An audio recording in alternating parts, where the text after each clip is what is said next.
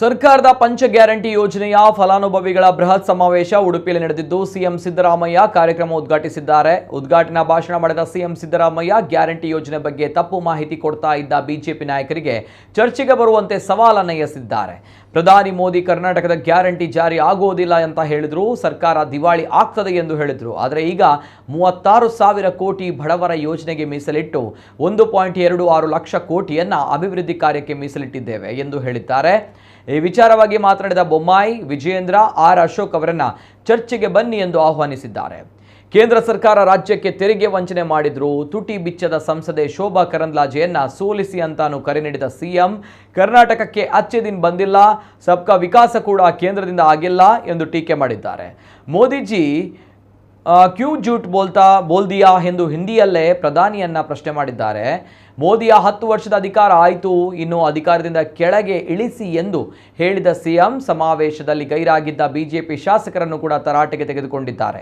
ಸರ್ಕಾರದ ಕಾರ್ಯಕ್ರಮವಾಗಿದ್ದರೂ ಕೂಡ ಕ್ಷೇತ್ರದ ಜನರಿಗೆ ಒಳ್ಳೆಯದಾಗುವ ಕೆಲಸದಲ್ಲಿ ಅವರು ಹಾಜರಾಗಿಲ್ಲ, ಸಿದ್ದರಾಮಯ್ಯ ಸತ್ಯ ಹೇಳ್ತಾನೆ ಅಂತ ತಪ್ಪಿಸಿಕೊಂಡಿದ್ದಾರೆ ಎಂದು ಹೇಳಿದ ಸಿಎಂ, ಈ ಬಾರಿ ಬಿಜೆಪಿ ಮಾತಿಗೆ ಮರುಳಾಗದೆ ಕಾಂಗ್ರೆಸ್ ಪಕ್ಷಕ್ಕೆ ಆಶೀರ್ವಾದ ಮಾಡಿ ಎಂದು ಮನವಿ ಮಾಡಿದ್ದಾರೆ.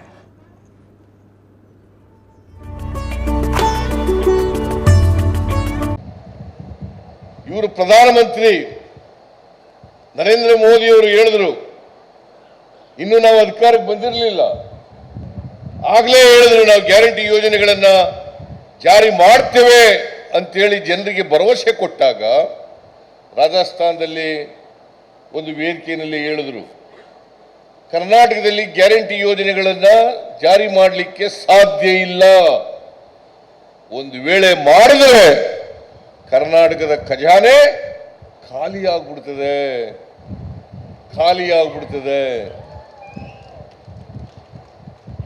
ಆರ್ಥಿಕ ದಿವಾಳಿ ಆಗ್ಬಿಡ್ತದೆ. ನಾನು ಕೇಳ್ತೀನಿ ಪ್ರಧಾನಮಂತ್ರಿಗಳೇ,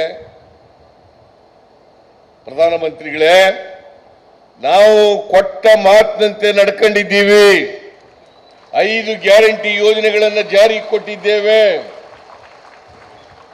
ಮುಂದಿನ ವರ್ಷದ ಬಜೆಟ್ನಲ್ಲಿ ಗ್ಯಾರಂಟಿ ಯೋಜನೆಗಳು ಸೇರಿ 1,20,000 ಕೋಟಿ ರೂಪಾಯಿಗಳನ್ನು ಅಭಿವೃದ್ಧಿ ಕೆಲಸಗಳಿಗೆ ಇಟ್ಟಿದ್ದೇವೆ.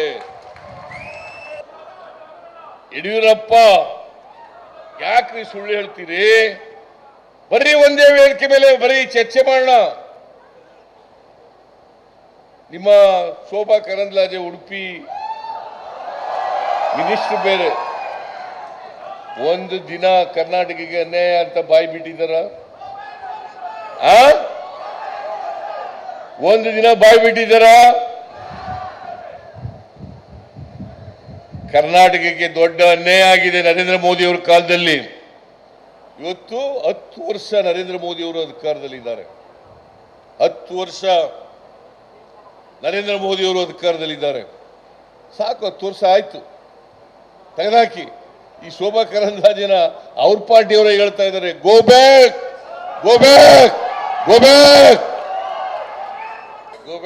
ಬಿಜೆಪಿ ಗೋ